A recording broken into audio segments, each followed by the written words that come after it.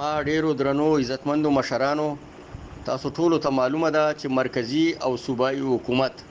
نن یو بل ظلم او زیاته او بینصافي زمونږ د قوم سره وکړه چې هغه دا ده چې د دوايانو په نرخونو کې 18% ټیکس ولګاو او د دین مخکې دوايانې 100% ګرانی کړې وي او د دین علاوه مخکې به حکومتي وخت د دوايانو نرخونه به جوړول. نن هغه اختیارات حکومت کارخانه‌دارو ته ورکو چې د کوم خلکو کارخانې دي دوايانې چې جوړي دای زموږ سره ظلم زیاته ظلم بربریت وکړو او بیا د هغه خلکو سره وکړو خصوصا چې کم مریضانو ته د دوايانو ضرورت او نن سبا ټولو ته معلومه ده چې یو طرف ته په موږ باندې ملامتون کې ګرانی مسلط ته او بل طرف ته په موږ باندې دهشتګردي مسلط ته او داغه په نتیجه کې نن د دوايانو په نرخونو کې اضافه کیږي. تاسو ټولو ته معلومه ده چې په هسپتالونو کې چې کم ډاکټران صاحبان دوايي نیول کی هغه د یو کیمست دکان نه اغستل هغه ته انتهایی ډیر ګرانی. نن عزتمندو مشرانو کیمستان نن پړتال دي، نن پېټرول پمپونو والا پړتال دي، د پېټرول پمپونو سره دا ډرامه کړی دا چې دا غوي د پېټرول مصنوعات کاغه ډیزل دي او کاغه پېټرول دي په یو لیټر باندې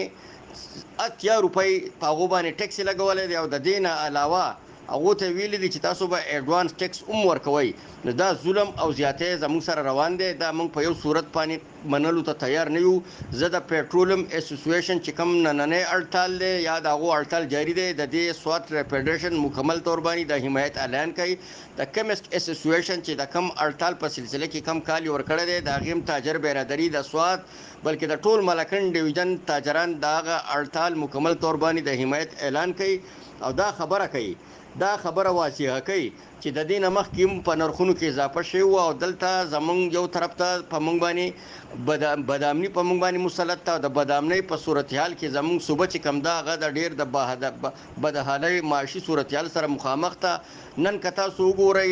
نن یو مزدور طبقه چې کومه دا غا په مشکل باندې 100 روپۍ پیدا کوي د متوسط طبقه خلک هغه 100 روپۍ ته زه حیران یم چې د دې باندې اول خپل بچول د رزق تنظیم وکړي کبیا به د دوايانو تنظیم وکړي کبیا به د کفن بندوبست وکړي کبیا به د 100 روپۍ باندې بغم خادي کوي. حکومتونو خو خلک د دې مقصد د پاره او د دې غرض د پاره جوړي چې هغه به د عوامو د پاره بهترینی پالیسیانی به جوړي. خو نن دا حکومتونه دي چې نن دا په پارلیمنت کې ناشتي د خپل مفاداتو د پاره د خپل عیاشو د پاره په خپل تنخواګانو کې په خپل مراتونو کې اضافه کوي او قوم دغه سی بیار او مددگار پرې خو ده. منګه ټول قام ته خواست کو ټول قام ته اپیل کو چې د صدر عبدالرحیم صاحب په قیادت کې د دې مشکلات او د دې تکلیفاتو لپاره متحد شي. د دې لپاره به ان شاء الله تعالی د دې ظلم زیاته د دې بنصافۍ په خلاف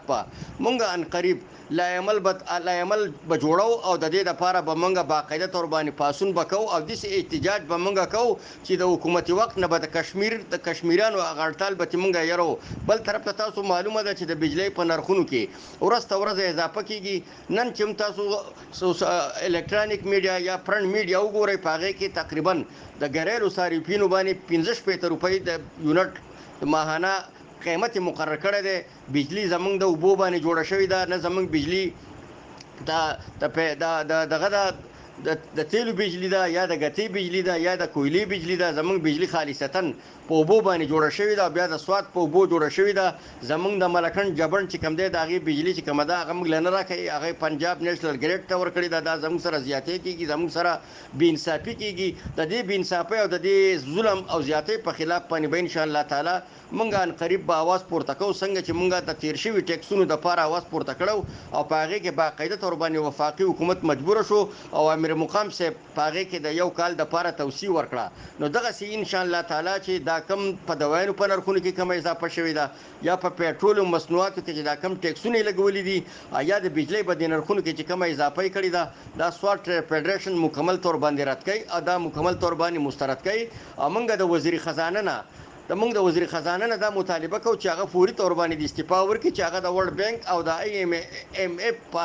ذریعہ باندې په پاکستان کې برتی شوی دی. د دې خاطر د پاره برتی شوی دی چې داغو پالیسیانې به په قوم باندې مسلط کوي. نن زموږ د پاکستان صدر چې کوم دی ورلد بانک ته، وزیر اعظم چې کوم دی IMF ته، پارلیمنت چې کوم دی هغه مکمل طور باندې د ربر سټیمپ ته هیڅ قسمه فیصله نشي کولای. نن کارخانه‌دارو له اختیارات ورکو چې تاسو په د دوایانو نرخونه به فکس کوئ. نو زه د تاجر برادرۍ د نماینده په حیثیت باندې د پیټرولیم اسوسییشن، د سوات او د کیمست اسوسییشن د اړتال مکمل طور باندې د حمایت اعلان کوم، او ان شاء الله تعالی چې د ظلم او زیاتی او د بې انصافۍ په خلاف باندې چې څه نمونه واقعیت راتلل، په هغې کې به د سوات فیډریشن مشران به اوږه په اوږه باندې بودرېږي. موږ به د سوات د قوم دپاره، د تاجر برادرۍ او د کیمست برادرۍ د مسلو دپاره او د پیټرولیم